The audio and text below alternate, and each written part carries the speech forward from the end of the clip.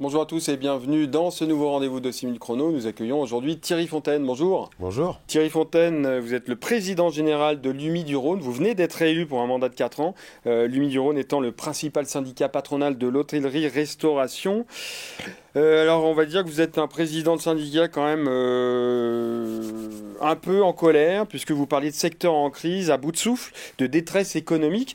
Alors vous citiez un chiffre, enfin l'UMI citait un chiffre. Alors c'est au niveau national, il y avait 23 établissements par jour qui disparaissaient. Est-ce qu'on a une idée, globalement au niveau local, du nombre d'établissements qui pourraient disparaître par jour? Alors, on n'a pas encore de retour, donc je ne vais pas vous inventer des chiffres au niveau local.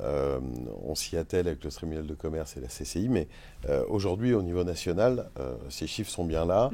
Le Rhône n'est pas épargné par rapport au reste de la France, va pas mieux. On a toujours ce qu'on traîne. Alors tout le monde nous dit, ouais, enfin, ça fait des années. Oui, ça fait des années. Personne n'a jamais pris notre problème en considération. Alors oui, c'est ce que vous dites, c'est que notamment à l'endroit de Bruno Bernard, qui est le président de la métropole de Lyon, et des élus de la métropole de Lyon, vous dites qu'effectivement ils sont dans le déni, dans l'indifférence, dans le silence, voire dans le mépris. Oui, bien sûr, parce qu'ils continuent à avancer. Ils savent parfaitement que le secteur va pas bien. Et on nous cite des épiphénomènes comme la fête de la musique, le top 14. Alors, oui, évidemment, bien sûr, que ce jour-là, les établissements ont bien tourné. Mais est-ce que ça suffit à faire l'année? Non, pas du tout. Je veux dire, il suffit quelques grappes de notions économiques pour savoir qu'une entreprise, elle ne vit pas grâce à 3 jours de fête. Je veux dire, c'est comme si vous me dites ah oui, mais tiens, les magasins, les boutiques en centre-ville tournent bien. J'ai vu que la semaine qui précédait Noël, elles étaient pleines. Oui, en effet, oui. Vous faites un lien avec justement le fait que voilà, vous parliez de détresse économique avec la nouvelle ZTL, avec la piétonisation de Lyon, avec tous les travaux qu'il y a un lien à faire. Non, aujourd'hui, la ZTL, elle date du 21 juin, donc je me garderais bien de faire un retour là-dessus. Je pense qu'il faut analyser un problème dans son ensemble. Beaucoup de centres-villes souffrent, il n'y a pas que le centre-ville de Lyon.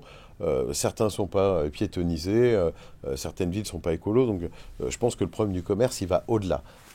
Après, on verra, on fera le point, je ferai le bilan en effet avec mes commerçants, avec mes mandants, de l'impact de la ZTL sur leurs activités. Je pense que chaque président de syndicat qui représente chaque profession le fera aussi, et il sera toujours temps de retourner vers la mairie et la métropole. Je déteste dire que quelque chose ne va pas fonctionner avant de l'avoir testé, essayé.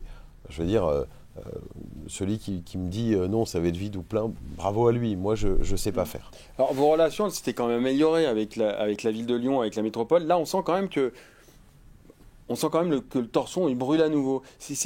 Comment vous gérez? Parce que d'un côté, Bruno Bernard rétorque qu'il n'y a jamais une vitalité économique aussi impressionnante qu'à Lyon. Il donnait un nombre d'emplois qui avait été créé. Ouais, bien sûr. Vous dites toujours qu'il est un peu qu'il est hors sujet, qu'il est hors sol. Je veux dire, le chiffre est là. 23 restaurants, enfin 23 établissements type CHR, restaurants, surtout les hôtels sont moins touchés, qui déposent par jour, c'est un fait. Je veux dire, c'est pas sorti d'un chapeau. Aujourd'hui, c'est clair. Donc, oui, en effet, il y a des établissements qui se créent en restauration rapide. Alors, est-ce que on veut des fast-food, des kebabs si c'est ça qu'on veut en permanence, au détriment de la restauration traditionnelle, celle du fait maison, des petits producteurs. Si on veut, c'est une optique. Nous, c'est pas la nôtre. Nous, on cherche à défendre un métier, un vrai métier, connaissance métier. C'est pas comme ça qu'on l'a dit. Qu'est-ce que justement, Lumy, qu'est-ce que vous demandez au président de la métropole? Parce que effectivement, c'est un problème global de commerce. Qu'est-ce que la métropole et la ville de Lyon peuvent faire pour aider le secteur de la CHRD? Alors, la ville de Lyon rencontre les 3 principaux adjoints en charge de nos problématiques mardi prochain. On va en discuter avec eux. Ils ont sorti un plan commerce, c'est bien de le sortir. Maintenant, il faut aller vite. Je veux dire, on est en soins palliatifs aujourd'hui, la profession. Moi, quand Bruno Bernard, en effet, augmente la taxe de séjour, encore une fois, je précise, c'est pas ça qui va faire couler des hôtels, des établissements. Voilà. C'est le timing et le message qu'on nous apporte. C'est-à-dire qu'aujourd'hui, on a un peu l'impression d'être alité et que quelqu'un rentre dans la chambre pour nous faire les poches.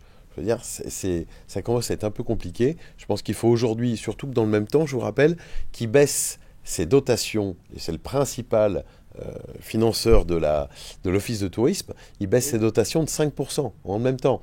Donc quand vous me dites j'augmente la taxe de séjour pour augmenter le budget de l'Office de tourisme, là je peux vous dire, bon ok c'est cohérent, mais non il la baisse en même temps. Donc où va l'argent?